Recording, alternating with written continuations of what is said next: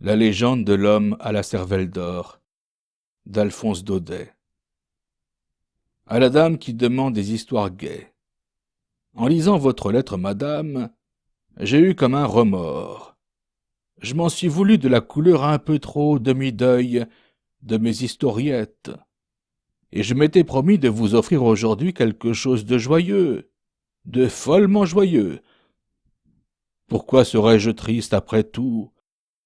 Je vis à 1000 lieues des brouillards parisiens, sur une colline lumineuse, dans le pays des tambourins et du vin muscat. Autour de chez moi, tout n'est que soleil et musique. J'ai des orchestres de culs blancs, des orphéons de mésanges. Le matin, les courlis qui font courlis, courlis. À midi, les cigales. Puis les pâtres qui jouent du fifre. Et les belles filles brunes qu'on entend rire dans les vignes. En vérité, l'endroit est mal choisi pour broyer du noir. Je devrais plutôt expédier aux dames des poèmes couleur de rose et des pleins paniers de contes galants. Eh bien non, je suis encore trop près de Paris. Tous les jours jusque dans mes pains, il m'envoie les éclaboussures de ses tristesses.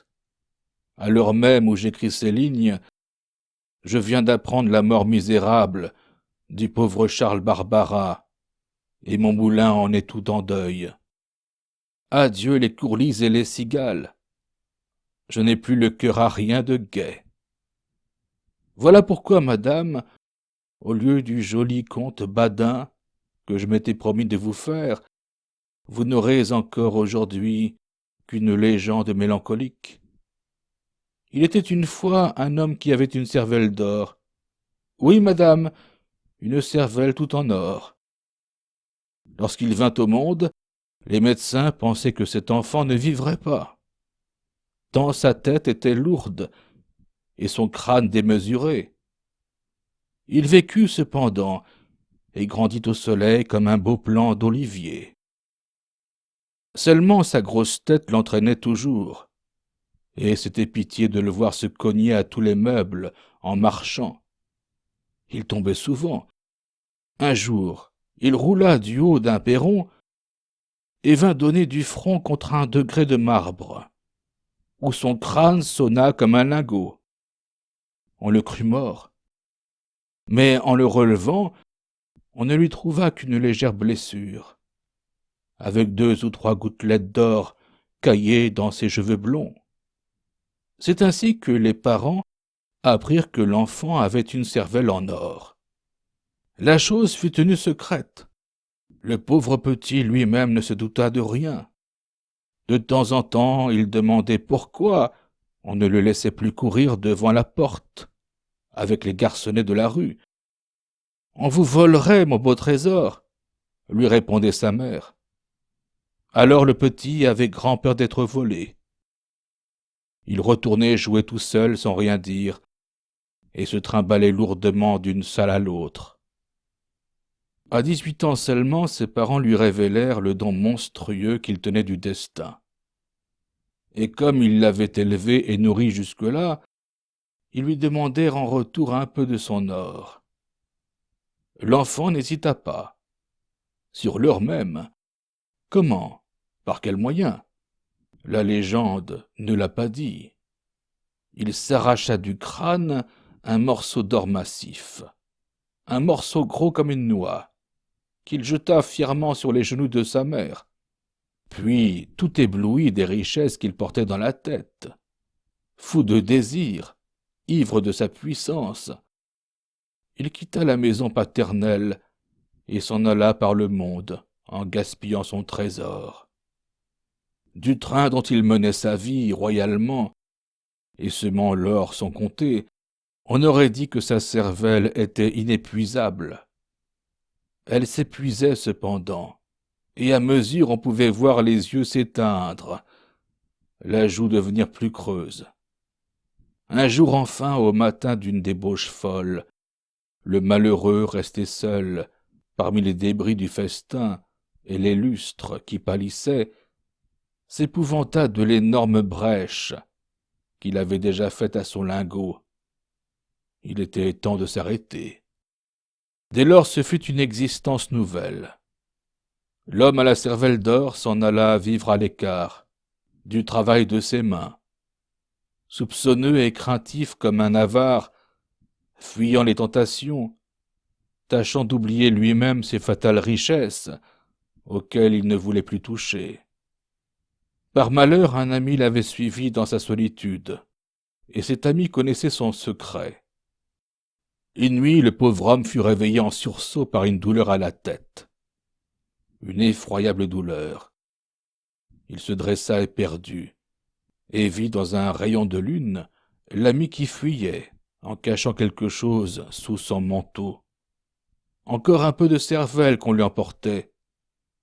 À quelque temps de là, l'homme à la cervelle d'or devint amoureux. Et cette fois, tout fut fini. Il aimait du meilleur de son âme une petite femme blonde, qu'il aimait bien aussi, mais qui préférait encore les pompons, les plumes blanches et les jolis glands mordorés battant le long des bottines. Entre les mains de cette mignonne créature, moitié oiseau, moitié poupée, les piécettes d'or fondaient, que c'était un plaisir. Elle avait tous les caprices, et lui ne savait jamais dire non.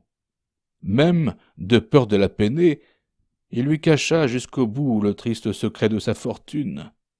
« Nous sommes donc bien riches, » disait-elle. Le pauvre homme répondait « Oh oui, bien riches !»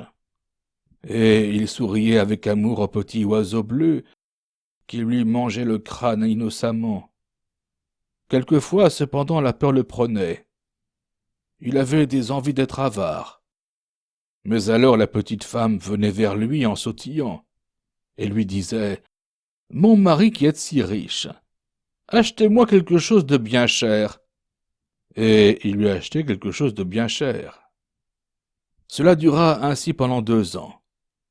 Puis un matin la petite femme mourut, sans qu'on sût pourquoi, comme un oiseau. Le trésor touchait à sa fin. Avec ce qui lui en restait, le veuf fit faire à sa chère morte un bel enterrement. Cloches à toutes volées, lourds carrosses tendus de noir, chevaux empanachés, larmes d'argent dans le velours. Rien ne lui parut trop beau. Que lui importait son or maintenant? Il en donna pour l'église, pour les porteurs, pour les revendeuses d'immortels. Il en donna partout. Aussi, en sortant du cimetière, il ne lui restait presque plus rien de cette cervelle merveilleuse. À peine quelques parcelles aux parois du crâne. Alors on le vit s'en aller dans les rues, l'air égaré, les mains en avant, trébuchant comme un homme ivre. Le soir, à l'heure où les bazars s'illuminent, il s'arrêta devant une large vitrine dans laquelle tout un fouillis d'étoffes et de parures reluisait aux lumières. Il resta là longtemps à regarder 2 bottines de satin bleu, bordées de duvet de cygne. Je sais quelqu'un à qui ces bottines feraient bien plaisir, se disait-il en souriant, et ne se souvenant déjà plus que la petite femme était morte, il entra pour les acheter. Du fond de son arrière-boutique, la marchande entendit un grand cri. Elle accourut, et recula de peur en voyant un homme debout, qui s'accotait au comptoir, et la regardait douloureusement d'un air hébété. Il tenait d'une main les bottines bleues à bordure de cygne, et présentait l'autre main, toute sanglante, avec des raclures d'or au bout des ongles. Telle est, madame, la légende de l'homme à la cervelle d'or. Malgré ses airs de conte fantastique, cette légende est vraie d'un bout à l'autre. Il y a par le monde de pauvres gens qui sont condamnés à vivre de leur cerveau, épais en bel or fin, avec leur moelle et leur substance, les moindres choses de la vie, c'est pour eux une douleur de chaque jour.